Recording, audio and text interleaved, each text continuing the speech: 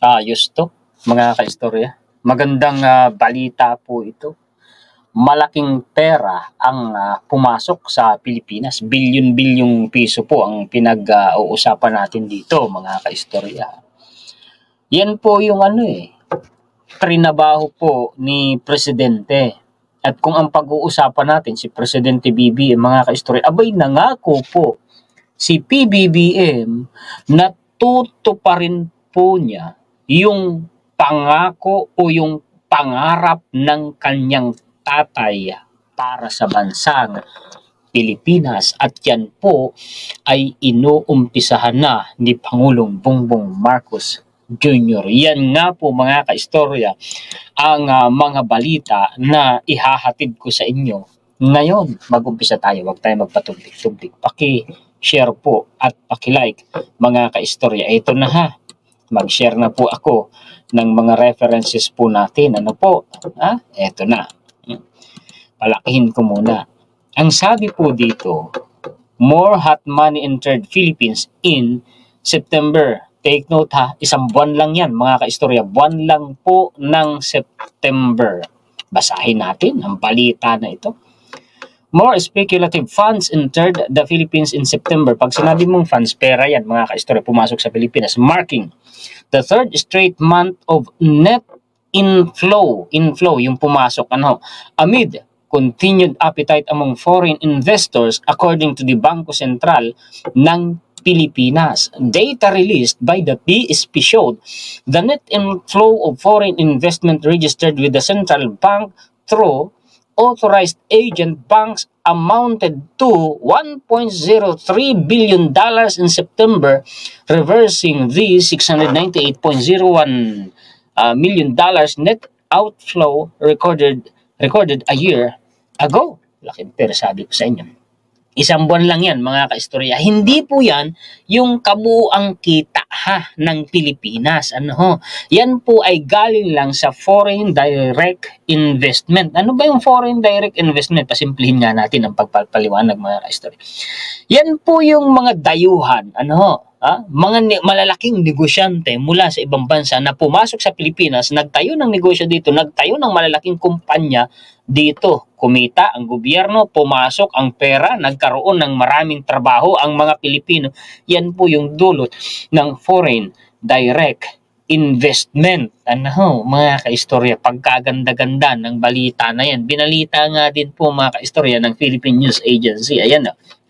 In September, gross inflows more than doubled to $2.53 billion dollars from $887.61 million in the same month last year. On the other hand, gross outflows slipped by 5% to $1.51 billion from a year ago level of $1.59 billion. So on and so forth. Ibig sabihin, mga kaistorya, talagang tinutupad na ni PBBM yung ipinangako niya sa mga Pilipino noong panahong nangangampanya pa lamang siya, na kung saan, mga kaistorya, tayo po ay pinabagsak. Ekonomiya talagang hindi lang basta pilay. Baldado po ang ekonomiya ng Pilipinas dahil po sa pandemya. Pagpasok ng administrasyon ni PBBM, ang inabutan ni PBBM noon, mga kaistorya, devastation kumbaga. Talagang ang lalaking problema kung talagang papansinin mo. Problema sa ekonomiya, problema sa healthcare, problema sa inflation, problema sa kakulangan ng patrabaho, problema sa matataas na presyo ng bilihin, problema sa West Philippine Sea, problema sa Pugo. Ang dami, Tapos yung problema natin na inabutan na 13 trillion pesos na utang ng Pilipinas.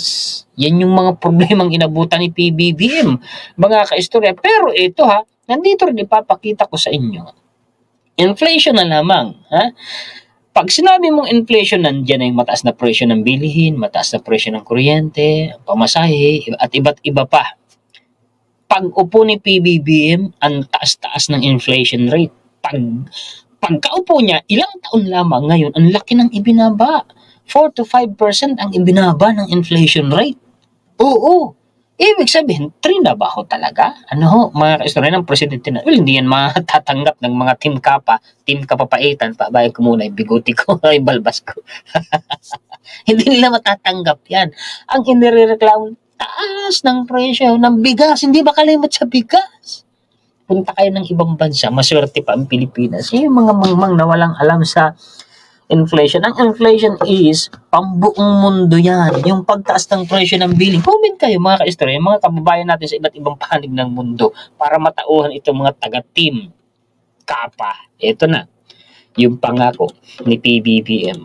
Palakihin ko. Kailan lang ito mga kaistorya? Ito po ay pinost ni Politico noon pong November 2. November 2 ngayon eh. Dito po sa Pilipinas, mga ka-story. No. November 3 na. Ano ha? Okay. Ang sabi po dito, President Ferdinand Marcos Jr. vowed, nanumpa si Pangulo, to continue the legacy. Yung mga iniwan pong trabaho, pangarap, pamana ng kanyang ama. Nanumpa si PBBM, mga ka-istorya, na yun po ay itutuloy niya. Nakalagay nga po dito, mga ka-istorya, to propel the country's growth. Anong propel? Ibig sabihin, pasulungin, paunlarin, paangatin. Ang Pilipinas. Yun po yun eh. Ayan pa nga, may nakalagay eh. Basahin natin. Alam niyo, pagka mayroon tayong patay, nakalagay dyan, RIP. Rest in peace. Siyempre, yan din ang ninanais natin para sa aking ama. Ngunit hindi sapat na sasabihin lang natin na rest in peace. Para mag-rest in peace ang aking ama, kailangan ipagpatuloy natin ang trabahong sinimulan niya. Ipagpapatuloy natin ang pagpaganda ng Pilipinas at pagmamahal sa Pilipino. Sana naramdaman ninyo, mga ka-istorya. Well, hindi na natin yung mga nagbubulag-bulagan, nagmamanhid-manhidan, nagbibingi-bingihan ng mga taga-Team Kapa, pagkapapait. Ay, hindi na sila kasama ron. Aminin man nila o hindi, nakikinabang sila. Kaya pokritohan lang ng mga yan, mga kaistorya. Tuloy, ito pa ang magandang balita. Basahin ko ha. Nahanay tayo sa magandang rating, ranking ng mga mauunlad na ekonomiya sa buong mundo eh. Ang sabi dito, Philippines economic freedom improves. October 17, 2024 ang balita po na ito. Ang sabi dito, the Philippines ranking jump 9 spots in a global index on economic freedom due to higher scores in trade freedom and property rights according to the Canada-based think tank Fraser Institute. Ano bang ibig sabihin? Ano ba ho ang historiador yung economic freedom na yan? Well, pasimplihin natin mga ka-istorya. Yan po ay tumutukoy sa kakayahan ng isang merchants na mag-buy and sell ng mga produkto at serbisyo sa loob ng isang bansa na hindi hinahadlangan ng gobyerno. Pag sinabing hindi hinahadlangan ng gobyerno, tumutukoy yan sa government interference. Pag sinabi mo naman yung government interference, tumutukoy naman po yan sa mga regulasyon at pulisiya ng gobyerno tungkol sa ekonomiya. Kagaya dito sa atin, mga ka-istorya, may tinutukoy na economic provisions dyan sa 1987 constitutions na yan ang nagiging malaking hadlang para dumagsa. Pag sinabi mong dumagsa, maramihan bultuhang pumasok ang mga investments dito sa Pilipinas. Pag sinabi mong investments, yan ay mga negosyo, malalaking negosyo, malalaking kumpanya na pumapasok at tumatayo sa Pilipinas, nag-hire ng maraming trabahante, nagbibigay ng kita sa mga Pilipino, nagbibigay ng kita sa gobyerno, tumutulong sa pag-angat ng ekonomiya ng isang bansa. Yan po ang investment. Sana'y naintindihan po ninyo yung economic freedom mga kaistorya. Tuloy, sa ibaba. The country placed 59th out of 165 economies in the conservative think tank's Economic Freedom of the World Index, which uses 2022 data. Its ranking improved from 68, dati nasa pang-68 tayo. Ngayon ay tayo po ay nasa pang 59 na rank ngayon, mga kaistorya. Maganda, no? Ibig sabihin, maganda talaga ang pagtatrabaho ng ating presidente. Mga bukod pa, talagang may mga balita na si International Monetary Funds din at maging si World Bank ay maganda din po ang growth forecast, economic growth forecast para sa Pilipinas. Ginawan ko rin yun ng mga dedicated content, mga ka-store. Ito pa, alam nyo, ito ang lamang natin sa China. Bakit? Yung demographic po natin. Pag sinabi mong demographic, tumutukoy po yan sa birth and death rate ng populasyon. Ibig sabihin, direktang tumutukoy sa health ng populasyon. Mga ka-istorya, hindi lang basta literal na health. So, pasimplihin na lang natin, populasyon, mga tao. Ang sabi dito, Philippine economy set for take-off owing to young workforce, says report. Papalimbuyog daw po tayo, mga kaistorya, ang ekonomiya natin dahil daw po sa bata at malakas na workforce natin. Yan yung mga labor force, mga kaistorya, tumutukoy sa mga trabahante, sa mga Pinoy na nagtatrabaho. Yun yung pinakasimple na doon. Wag na natin gawin pang komplikada, no? With 2 decades of tough fiscal reforms and a working population that has yet to reach its potential, the Philippine economy is destined for significant growth according to a report. Nakatakda na daw po na ang Pilipinas ay umunlad. Sabi dun sa title, papalimbuyog, take off, kumbaga sa eroplano mga kaistorya, lilipad pataas. Ibig sabihin, maganda talaga ang hinaharap na kapalaran po ng Pilipinas. Dahil umano yan, sa bata na workforce ng Pilipinas, samantalang sa China at sa Japan, yung workforce nila, yung population nila, tumatanda, lumiliit. Ibig sabihin nun, mga kaistorya, ginawan ko ng dedicated content ay yung tungkol sa China. Mas marami po ang namamatay sa China kaysa ipinapanganak. Nananawagan na nga si Xi Jinping sa mga kababayan, maganak na kayo, mag-asawa na kayo. Ayaw naman ng mga Chinese na babae. Mas hinahabol nila yung career. Samantalang sa Pilipinas, malakas ang workforce natin dahil sa ating populasyon at bata ang populasyon natin. Pag sinabi mong bagsak ang demography, kagaya ng China, ang laki ng impact nun sa workforce. Pagka sinabi mong workforce, nandun mga kaistorya, yung factor na nagko-contribute para po paangatin, paunlarin ang ekonomiya. Kasi sino magtatrabaho sa mga factory, sa mga kumpanya? Sino magbibigay ng mga serbisyo kung uugod-ugod na o kaya ay tudas na? Diba? Nagigets niyo po, mga kaistorya? Samantalang sa Pilipinas, ang ganda-ganda. Sabi nga, yung 1.4 billion na populasyon ng China, dahil sa bagsak na demographic po nila, mga kaistorya, sa pagtatapos ng century na ito, ay 40% ng populasyon ng China wipe out. Magiging India na ang pinaka-most populated country in the world, hindi na ang China. Papabagsak talaga ang China. Kung sa Pilipinas, nakadestined, nakatakda na tayo papalimbuyog. Ang China, nakatakda ng pabagsak. Yung sinasabi sa mga balita, kinuquote ko lang naman, pinapaliwanag ko lang naman sa inyo, mga kaistorya. Tuloy, basahin po natin ulit. We believe the Philippines is set for take-off. Tingnan ninyo, take-off. Ayan with the country's hard-working people, talaga naman, hard-working ang mga Pilipino, as its main source of growth. Pangunahin daw po mga istoryang dahilan ng pag-angat natin, pag-unlad natin. Ano? Aris Dakanay, economist of HSBC Global Research, said in a report on Thursday. Gandang mga balita ito. Pakishare naman po at pakilike. May papaitan ba dyan? Tuloy! Ito na yung sa mga presyo na tataas ganito, ganyan. Inflation. Alam nyo, pag-upo ni PBBM, mga ka-istorya, kung gaano kataas ang inflation, ibig sabihin ito'y bumababa ang presyo ng mga bilihin sa Pilipinas.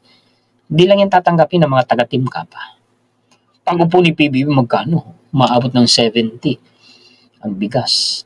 Sasabihin na naman ng mga Timka pa, kay Duterte nga, umabot ng 80 pesos per kilo ang bigas. Binalita ng GMA7.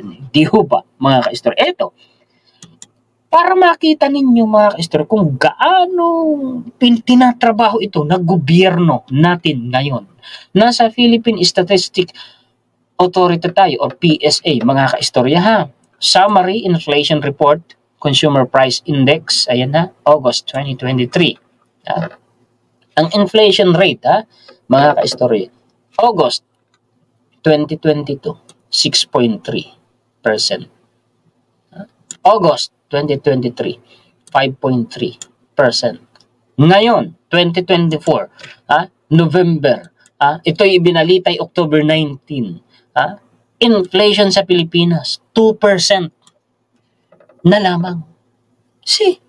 Bumababa. Ibig akala nyo, maliit na numero yan, pambuong bansang rating, ekonomiya, growth. Mga ka-istorya. Ayan ganda, di ho ba? Tuloy. And speaking of foreign direct investment na nauna ko nang diniscuss kanina. Maganda, no? Pumasok ang laking pera, September, lalo na kung yun pong economic provision ng 1987 Constitution ay maaamyendahan. Lalo nang dadagsa, lalo nang aangat ang ekonomiya ng Pilipinas, lalo nang dadami ang mga Pilipinong may trabaho, lalo nang aangat, tataas ang sweldo ng mga manggagawa, lalo nang bababa ang presyo ng mga bilihin. Kung eto yan pabor ang mga Pinoy ayan po. Ito ay ibinalita ni The Manila Times noon pong October 21. Latest yan, 2024 yan. A majority of Filipinos support the proposal to amend the 1987 Constitution to introduce economic reforms. A survey conducted by Tangery showed. Sino lamang ayaw? Nakita kong mga ayaw lamang, Duterte Camp, mga ka-istorya. Ayaw ba nila ng pag-unlad?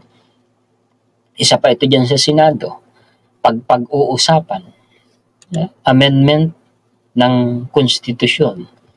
Lagi na daw pong tudas dyan ang amendment. Economic provision lang naman ito. Wala itong pinag-uusapan na pahahaba ng termino ng presidente o gagawing prime minister yung speaker of the House. Wala yun Economic provision lang po ito.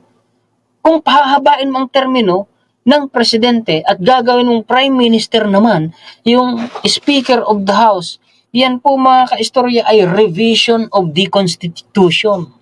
Revision. Amendment lang po ito.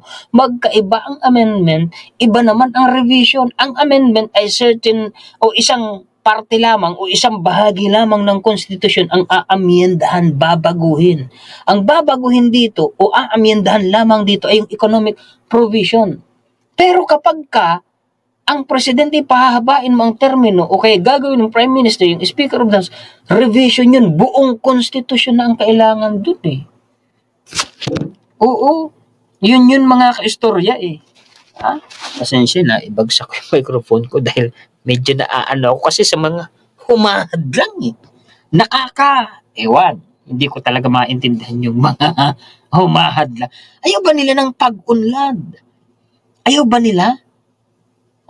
Ano bang pinoprotektahan nila? Na interest? Interest ba nila? Kagaya niya sa Senado? O interest ng mga oligarko? Alin ba ang mas tinitingnan? Interest ng buong bansa, ng buong sambayan ng Pilipino? unang iilan lamang grupo. Di ba? Mga ka-istorya, nakakadismaya. Kung mga Pilipino ang tatanungin mo, majority nga umano ng mga Pilipino, pabor eh. Kaya kayo, maging matalino po kayo sa pagpili ng mga mamiminuno sa bayan po natin. Tuloy, ha? Dagdag na balita na lamang ito, mga ka-istorya. Naniniwala si political analyst Ronald Llamas na humarap si dating Pangulong Rodrigo Duterte sa pagdinig ng Senate Blue Ribbon Committee para pigilan ang patuloy na pagbulusok ng popularidad ng kanyang pamilya at ng mga kaalyado.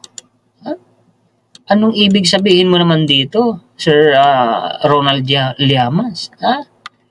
Na nalalaos na ang mga Duterte, kumukupas na ang kanilang karisma, ganun ba? Ako'y nagbalita lang at nagbasa ha. Ayan, si Ronald Llamas po binalita ni politiko. Yan lamang po ang mga balita na magaganda at mga impormasyon na maibibigay ko po sa inyo. Siyempre may kasamang opinion, reaction at kritisismo. Karapatan naman po natin yung mga Pilipino.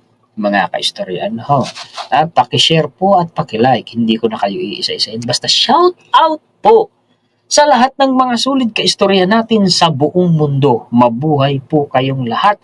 Salamat sa inyong panonood at laging pag-abang, laging pagsuporta, laging pakikinig sa inyong lingkod.